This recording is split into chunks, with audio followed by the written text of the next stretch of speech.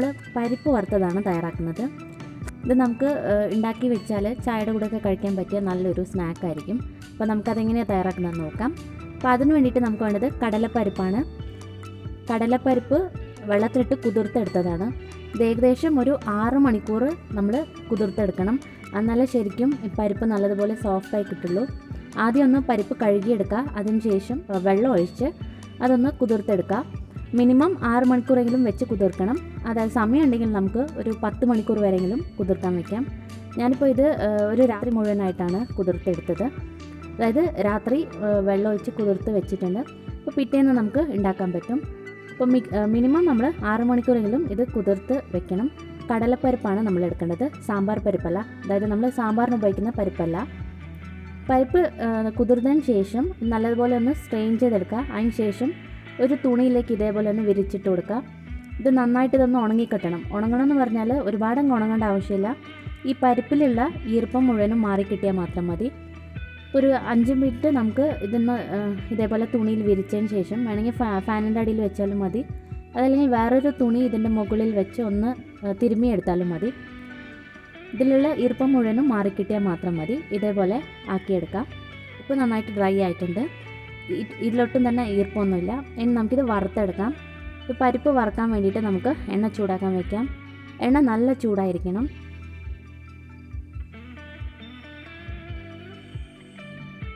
ഇപ്പോൾ നമ്മുടെ എണ്ണ ചൂടായിട്ടുണ്ട്. ഇനി നമുക്കിതിലോട്ട് പരിപ്പ് ചേർത്ത് കൊടുക്കാം. കുറേശ്ശായിട്ട് നമുക്ക് ചേർത്ത് വറുത്തെടുക്കാം. ഹൈ ഫ്ലെയിമിൽ തന്നെ വെച്ചിട്ട് നമുക്കിത് വറുത്തെടുക്കാം.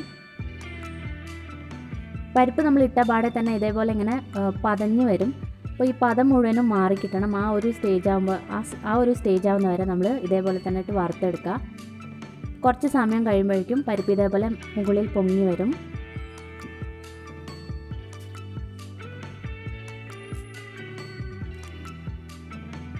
ഇപ്പോഴും ഇതിൽ കുറച്ച് പത പോലെ നമുക്ക് കാണാൻ പറ്റുന്നുണ്ട്. എണ്ണയിലൊട്ടും തന്നെ പത ഇല്ലാത്ത ഒരു സ്റ്റേജ് ആവണം. അതുവരെ നമുക്ക് ഇതേപോലെ ഈ ഒരു സ്റ്റേജ് ആവണം. ഒട്ടും തന്നെ പത കാണുന്നില്ല.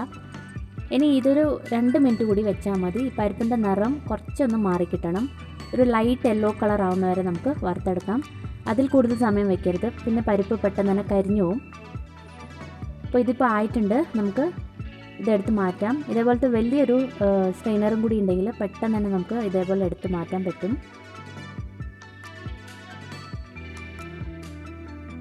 ഇത് നമുക്കൊരു ബൗളിലേക്ക് മാറ്റാം. ഇനി ബാക്കിയുള്ള പരിപ്പും നമ്മൾ ഇതേപോലെ തന്നെ ഇട്ട് വറുത്തെടുക്കാം. ഈ പരിപ്പ് നമ്മൾ എണ്ണയിലേക്ക് ഇടുമ്പോൾ ഒരു സ്പൂൺ വെച്ചിട്ട് ഇടാൻ നോക്കാം. ചിലപ്പോൾ കൈ വെച്ച് നമ്മൾ ഇതേപോലെ ഇടുമ്പോൾ കൈ തെറിക്കാൻ സാധ്യതയുണ്ട്. അപ്പോൾ ഹൈ ഫ്ലെയിമിൽ തന്നെ വെച്ചിട്ട് ഇതേപോലെ വറുത്തെടുക്കാം. ഈ എണ്ണയിൽ കാണുന്ന പദം മുഴുവനും മാറി പരിപ്പൊക്കെ മുകളിൽ വന്ന് നിൽക്കണം. ആ ഒരു സ്റ്റേജ് വരെ നമ്മൾ ഇതേപോലെ തന്നെ ഇട്ട് വറുത്തെടുത്താൽ മതി. നമ്മൾ ഈ ശരിക്കും പറഞ്ഞാൽ കുതിർക്കേണ്ട സമയം, അതേപോലെ തന്നെ ഇതിൻ്റെ ഒരു ഈർപ്പം മാറുന്ന സമയം മാത്രമേ ഉള്ളൂ കുറച്ച് പണിയായിട്ടുള്ളത്. അതല്ലാതെ പരിപ്പ് പെട്ടെന്ന് തന്നെ നമുക്ക് വറുത്തെടുക്കാൻ പറ്റും. ഈ ഒരു കളറാകുമ്പോൾ തന്നെ എടുത്ത് മാറ്റുക. ഇതിൽ കൂടുതൽ സമയം വെച്ചാൽ പരിപ്പ് പെട്ടെന്ന് തന്നെ കരിഞ്ഞു പോവും. ഇപ്പോൾ 2 ബാച്ചായിട്ടാണ് ഞാൻ ഈ പരിപ്പ് മുഴുവനും വറുത്തെടുത്തത്.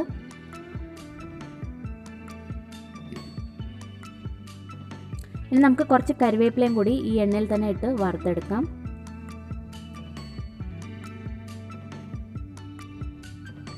ഇത് നമുക്ക് ആ പരിപ്പിലേക്ക് ചേർത്ത് കൊടുക്കാം. ഇനി ഇതിലേക്ക് നമുക്ക് ഒരു 1/4 ടീസ്പൂൺ മഞ്ഞൾപ്പൊടി ചേർത്ത് കൊടുക്കാം. പിന്നെ 1 ടീസ്പൂൺ മുളക് പൊടി നമ്മുടെ എരിവിനനുസരിച്ച് നമുക്ക് കൂട്ടിയും കുറച്ചൊക്കെ ചേർക്കാവുന്നതാണ്. ആവശ്യത്തിനുള്ള ഉപ്പ് ചേർത്ത് കൊടുക്കാം. ഇനി ഇതിലേക്ക് നമുക്ക് കുറച്ച് പെരുങ്കായം കൂടി ചേർത്ത് കൊടുക്കാം.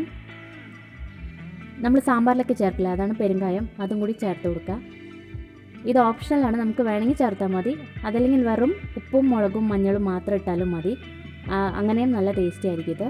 ഇനി ഇതെല്ലാം കൂടിയിട്ട് നന്നായിട്ടൊന്ന് മിക്സ് ചെയ്തെടുക്കുക.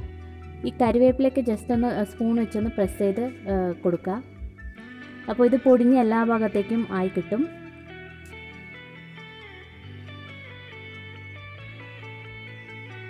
അപ്പോൾ ഇത്രയേ ഉള്ളൂ. വളരെ സിമ്പിളായിട്ട് നമുക്ക് ഉണ്ടാക്കാൻ പറ്റുന്ന ഒരു റെസിപ്പിയാണിത്. അതേപോലെ വളരെ ടേസ്റ്റിയുമാണ്, നല്ല ക്രിസ്പി ആയിരിക്കും. അപ്പോൾ ഞാൻ ഈ വീഡിയോയിൽ കാണിച്ച പോലെ നിങ്ങൾ ഉണ്ടാക്കിയാൽ ശരിക്കും നല്ല ക്രിസ്പി ആയിട്ടുള്ള നമുക്ക് പരിപ്പ് വറുത്തത് ഉണ്ടാക്കാൻ പറ്റും. അപ്പോൾ നിങ്ങൾ എന്തായാലും ഇതൊന്ന് ട്രൈ ചെയ്ത് നോക്കുക. ട്രൈ ചെയ്തിട്ട് നിങ്ങളുടെ അഭിപ്രായങ്ങളൊക്കെ അറിയിക്കണം. അതേപോലെ ചാനൽ ആദ്യമായിട്ട് കാണുന്നവർ സബ്സ്ക്രൈബ് ചെയ്യാനും മറക്കരുത്. Thank you.